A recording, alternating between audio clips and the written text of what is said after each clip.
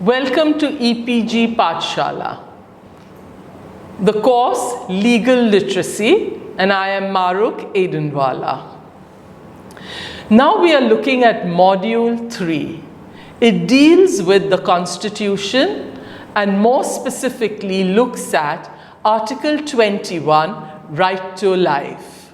Article 21, Right to Life, is an extremely important fundamental right. Let us read Article 21 and understand it. Protection of life and personal liberty.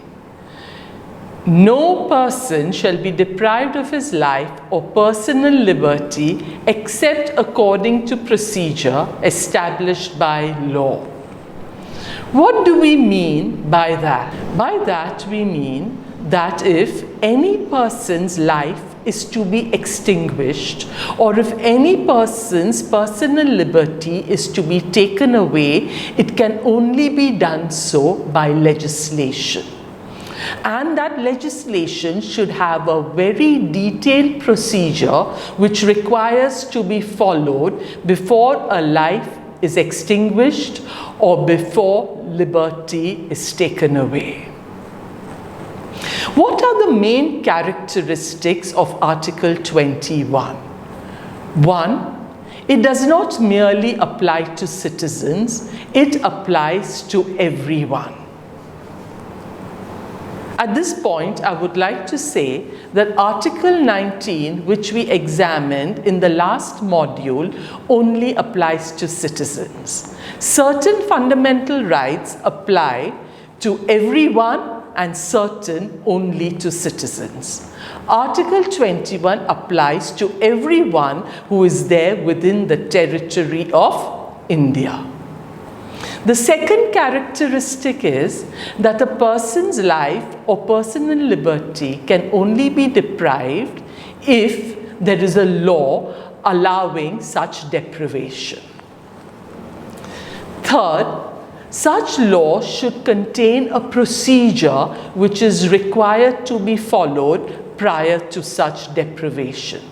The Supreme Court has said that the procedure so laid down should be just, fair, and reasonable. Furthermore, the procedure should be strictly followed. Extinguishing of life and deprivation of personal liberty can only take place under a judicial order. It cannot be done by executive action. Maneka Gandhi versus Union of India is a case where the Supreme Court lays down that the procedure to be followed prior to depriving a person of personal liberty should be right and just and fair, and not arbitrary. At this stage, I would just like to inform you, you must be wondering, what is this 1978 1 SCC 248? Judgments of the High Court and Supreme Court are covered under different reporters. 1978 shows the year in which this judgment was passed. Volume 1 is the volume of the reporter. SCC stands for Supreme Court Cases, and 248 is the page number. So on page number 248 of Supreme Court Cases volume 1 for the year 1978 is contained the Maneka Gandhi versus Union of India judgment. In some slides, you will see the reporter is described as AIR. That stands for All India Reporter. Now let's go back to reading Maneka Gandhi's case. The procedure contemplated by Article 21 must answer the test of reasonableness.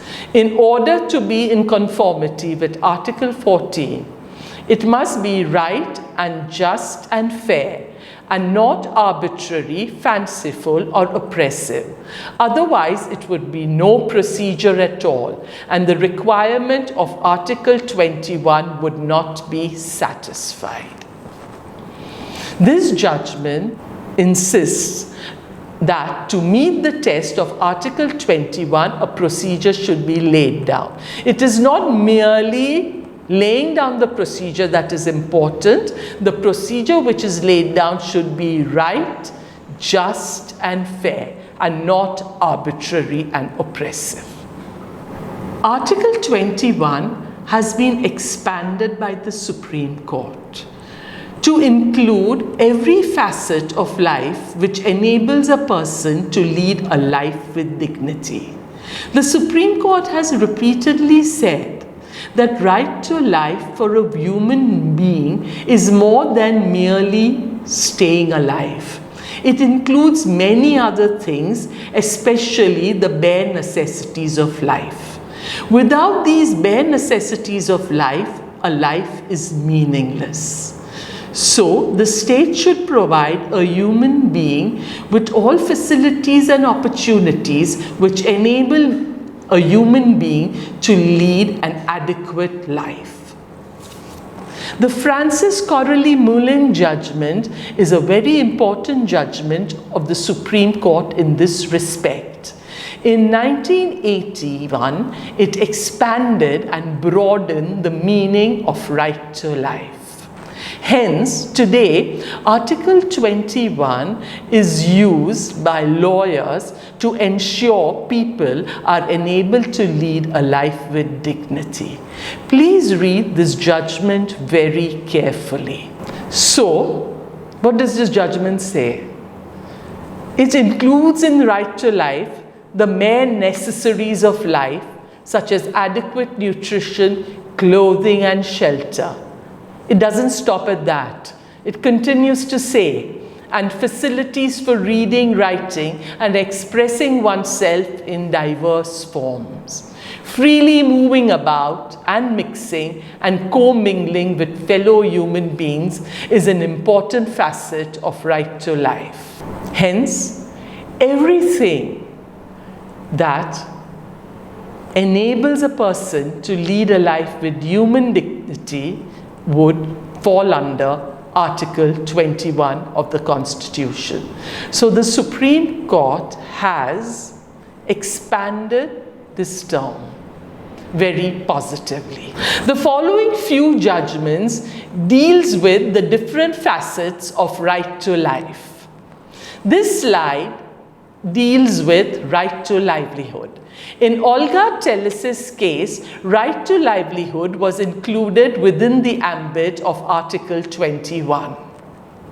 Olga Teles's case dealt with pavement dwellers who were evicted without being given an opportunity to be heard.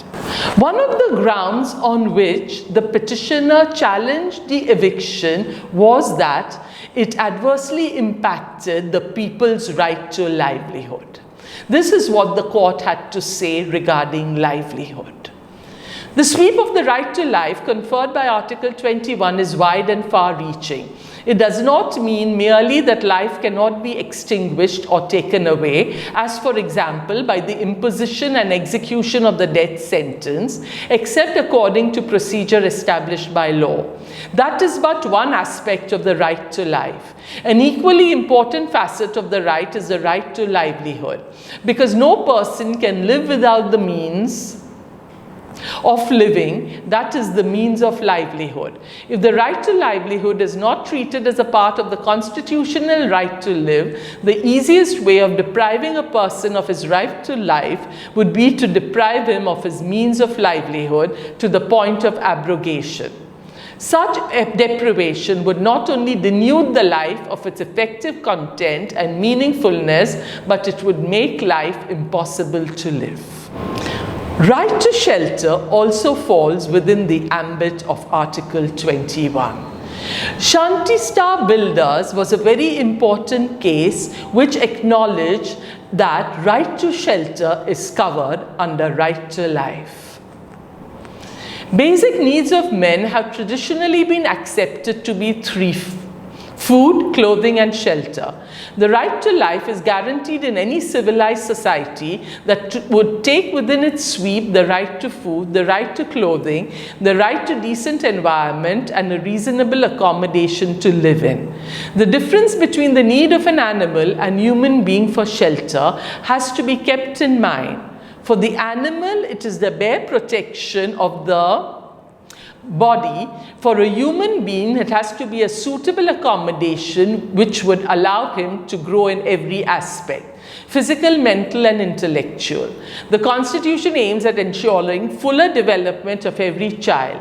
That would be possible only if the child is in a proper home. It is not necessary that every citizen must be ensured of living in a well-built, comfortable house, but a reasonable home, particularly for people in India, can even be mud-built thatched house or a mud-built fireproof accommodation. As right to shelter is a fundamental right, one could ask the question, under what authority do the state agency demolish and forcibly evict those residing in unorganized settlements or what is called slums?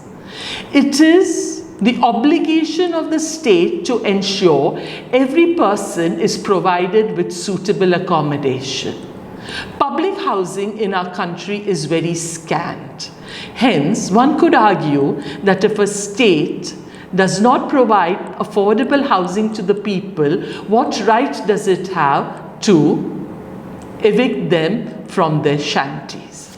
Right to decent environment is another fundamental right falling within Article 21.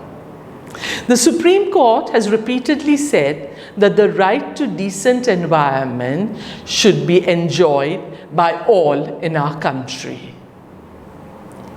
But we are only looking at one judgment. The other judgments are contained in the text, which is also uploaded. The judgment we are looking at is Chamanlal Sahu versus Union of India. It is a 1990 judgment in which it says, in the context of our national dimensions of human rights, right to life, liberty, pollution-free air and water is guaranteed by the Constitution under Article 21, 48A and 51G. It is the duty of the state to take effective steps to protect the guaranteed constitutional rights. At this stage, I would like to say, right to a decent environment is not only a fundamental right, it is also included under the chapter of directive principles and fundamental duties. So, the right to breathe pure air, the right to drink potable water, all falls under Article 21. Right to food. In our country, there were several schemes which assured people of food, but these schemes were not being implemented. The Supreme Court was very upset by the apathy of the state in providing food for the people. Several parts of our country, people suffer from malnutrition. There were also starvation deaths around the time when the court passed these orders. We are only going to look at a portion of the order which the court passed in the PUCL case.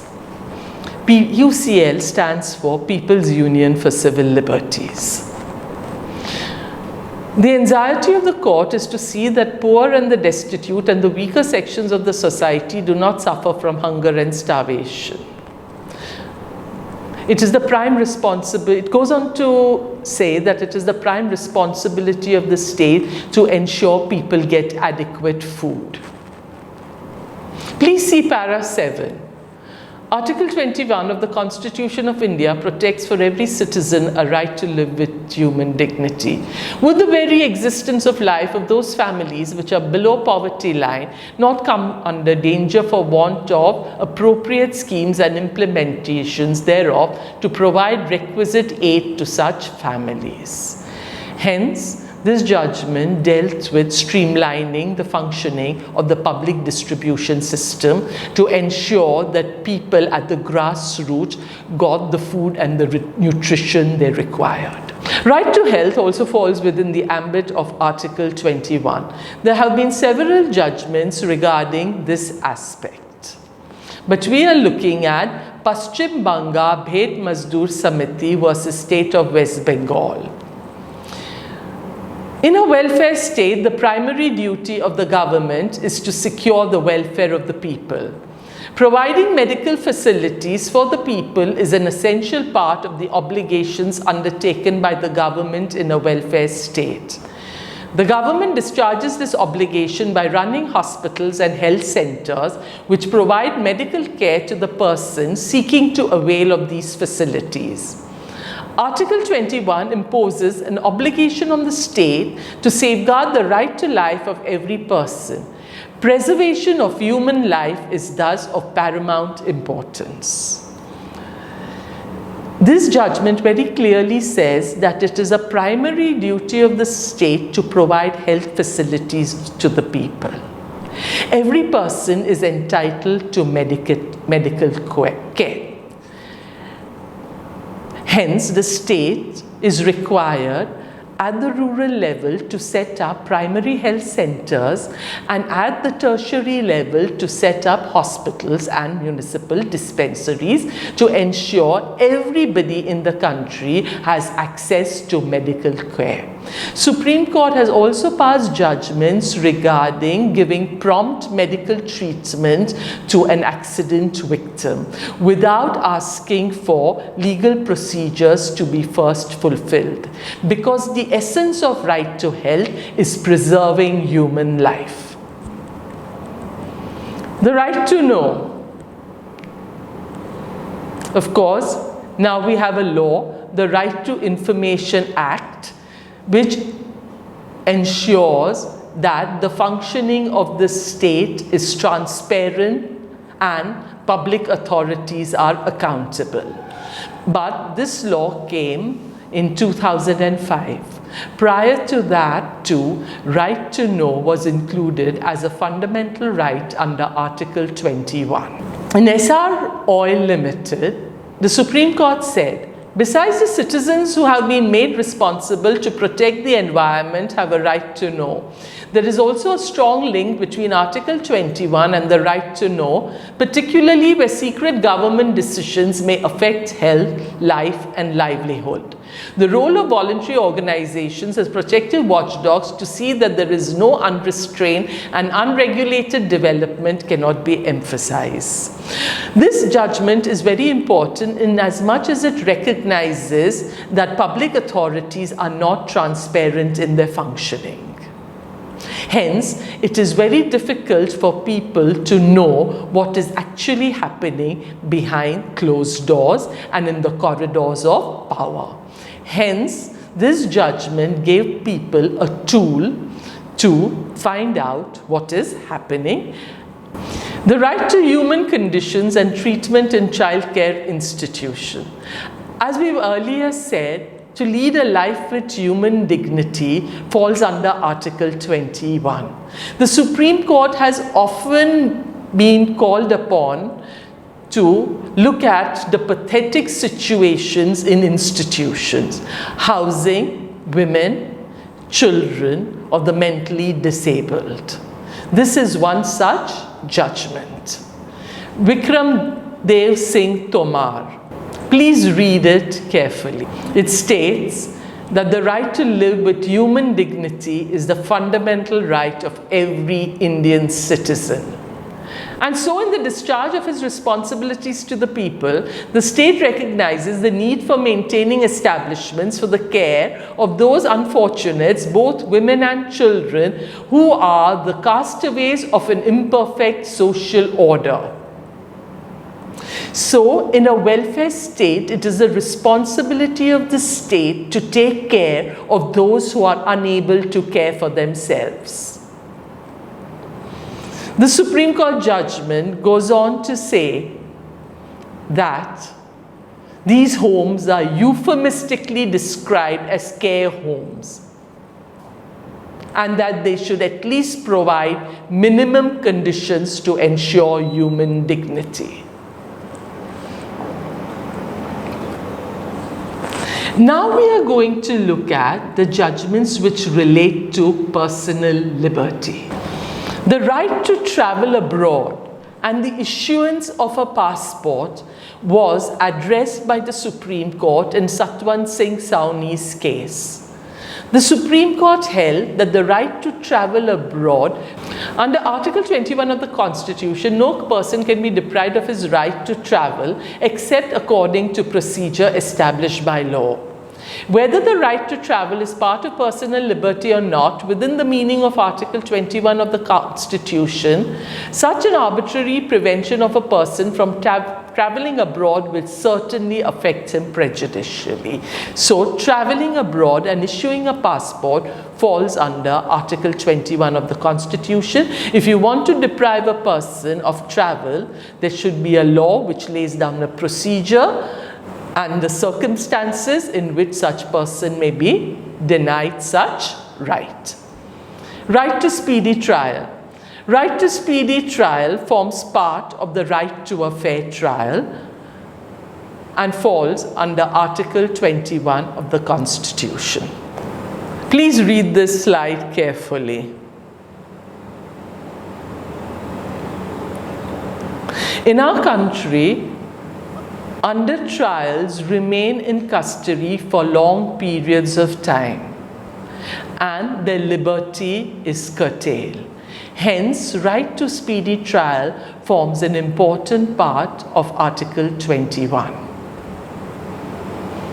Fair, just and reasonable procedure implicit in Article 21 of the Constitution creates a right in the accused to be tried speedily. Right to speedy trial is the right of the accused. Please see para 2, point 2. Right to speedy trial flowing from Article 21 encompasses all the stages, namely the stage of investigation, inquiry, trial, appeal, revision and retrial. This is how this court has understood this right, and there is no reason to take a restrictive view. Hence, it is not only speedy trial, the police too have to conduct a speedy investigation so that the criminal case is completed as soon as possible. Right to a fair trial. Every accused is entitled to a right to a fair trial, which also falls under the guarantee of Article 21 of the Constitution. Right to a fair trial also includes the right to a legal representation. Right against fettering. Fettering and handcuffing is also barbaric and affects a person's right to human dignity. And Article 21 prohibits fettering. Next. Right against solitary confinement. Please read this slide closely. In Sunil Batra's case, the Supreme Court said, if by imposing solitary confinement there is total deprivation of camaraderie amongst co-prisoners, co-mingling and talking and being talked to, it would offend Article 21. Next.